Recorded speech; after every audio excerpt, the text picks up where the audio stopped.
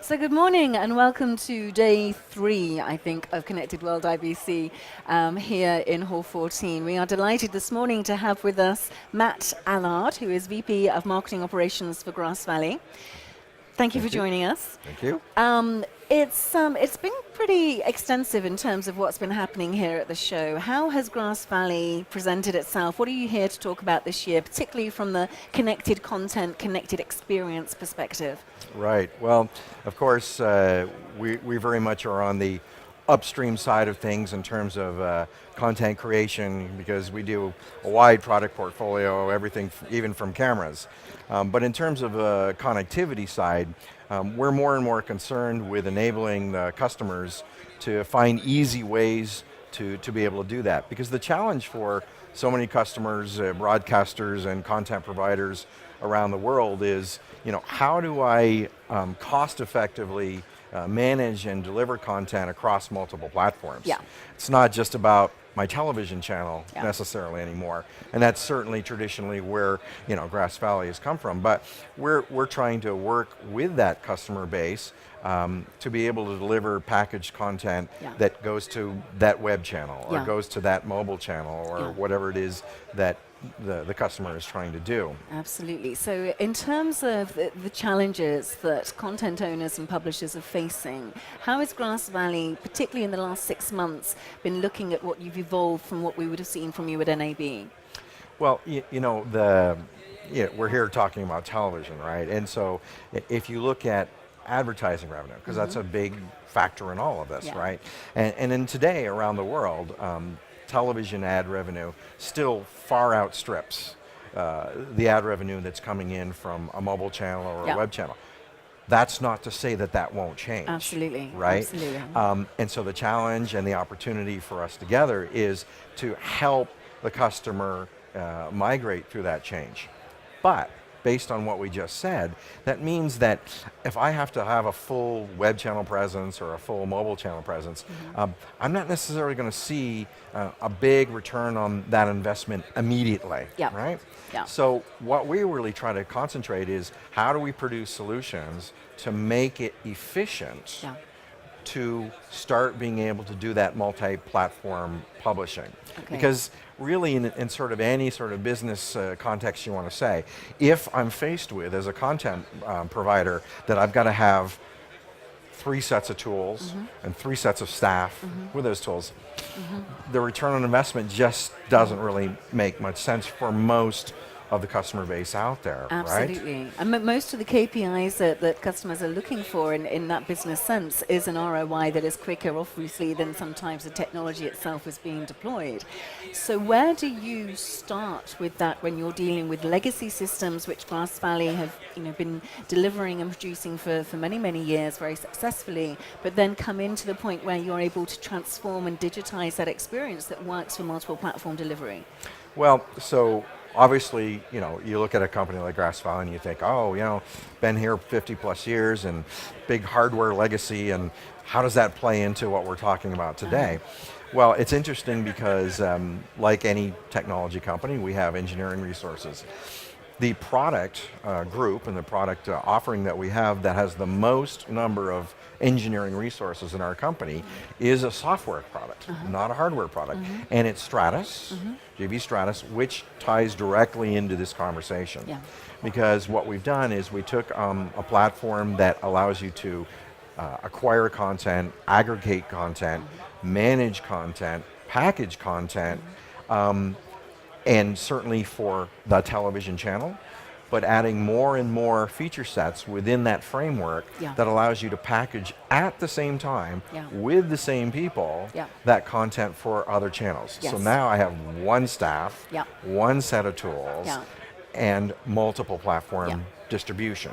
And we are very aggressively adding features into that framework this year, moving even more into next year to do a lot of that. And it's not just purely about content, especially when you're talking about this whole connected world side, it's also about metadata.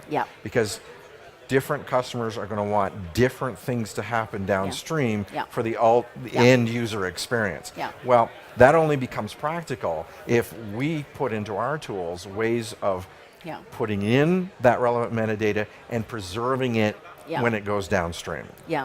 I have a question for you, Matt. Yesterday in the Connected World Theatre, we had a debate around interactivity and engaging across multiple platforms. And one of the points that came out of that was absolutely metadata and a metadata architecture that really enables people managing content, as you say, downstream to know exactly what's what, where, how being used with what information that's required to support that. One of the points that was made by one of the panelists was that we're not as disciplined as as we were in putting metadata together.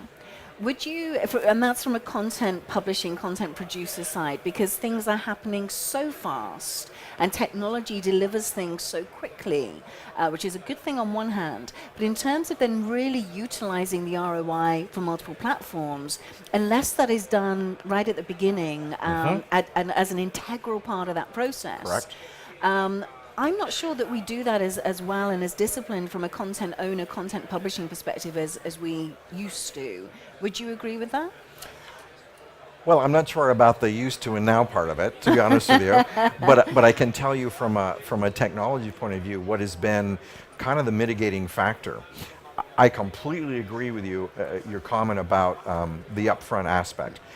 Metadata is always going to be the most accurate Yes. and the most useful Yeah. if it's put in at the time of the action. Yes. Okay, so we've already been talking about Stratus as one example.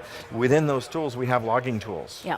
We can dedicate a client or Yeah. multiple clients to do nothing but sit there, watch, log, Yeah. and put in metadata. Now, you might say, well, okay, there's lots of going on. How am I going to do that? Yeah. Well, very simple. You generally, in most things, I don't care if it's sports, Yeah. I don't care if it's news programming, whatever. Generally, you have some idea of the context. Yeah. Therefore, you can, in advance, create a lot of what those tags are going to be. Yes. And then, if you create interfaces Yeah. that integrate directly what those tags are, Yeah. then I take the time element problem out. Yeah. I can simply, with one click or one touch on a screen, Yeah. tag it. Right. And if I can tag it quickly Yeah. and efficiently, Yeah. then everything can follow downstream. We have another product that you might think isn't even directly associated with this discussion, but I'll give you an example where it is. We have a replay control system. Okay. Okay, so for doing replays and slow motion playback and this kind of thing, you might think, well, how would that affect? Well, it has a touchscreen panel. Okay. In advance, we can actually enter in all the player names. Yeah. If we're talking about a football match, Yeah. we can put in all the activities, offsides, shot on goal. That can already be predetermined, and literally the replay operator reaches down to this panel and hits one button Yeah. and attaches that metadata tag Yeah. to that clip. Yeah.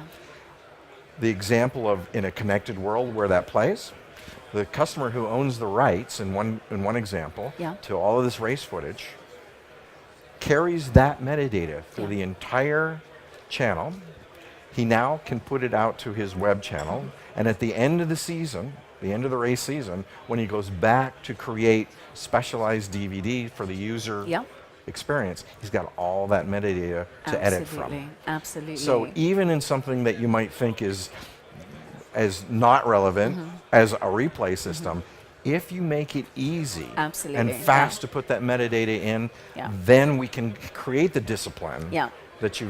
you've talked about. So basically what you're saying is that Grass Valley are enabling those tool sets to just be an integral part of that process Correct. very early on. So for content publishers, owners, right through to the delivery of that content, wherever it might be, even if it's down to DVD sales later on, it has been so easy to make that happen up here Correct. that the ROI is easily measurable, because you're able to translate that through the process, having Right. become much more disciplined in the beginning. And we, because the other part of the puzzle is, okay, now if we've made it easy to create the metadata, Yeah.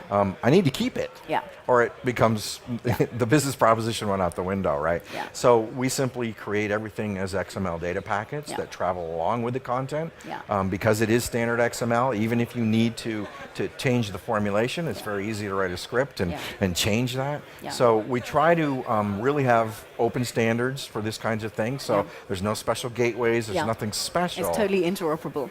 Yeah. Exactly. Yeah. Excellent.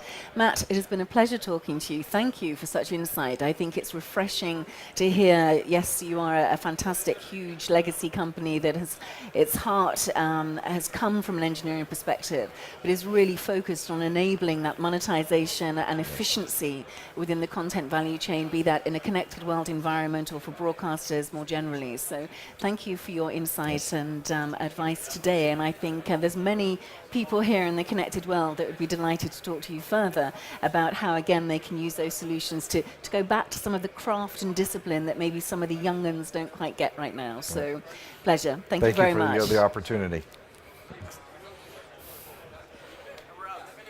Thank you. Fantastic. That was great. That was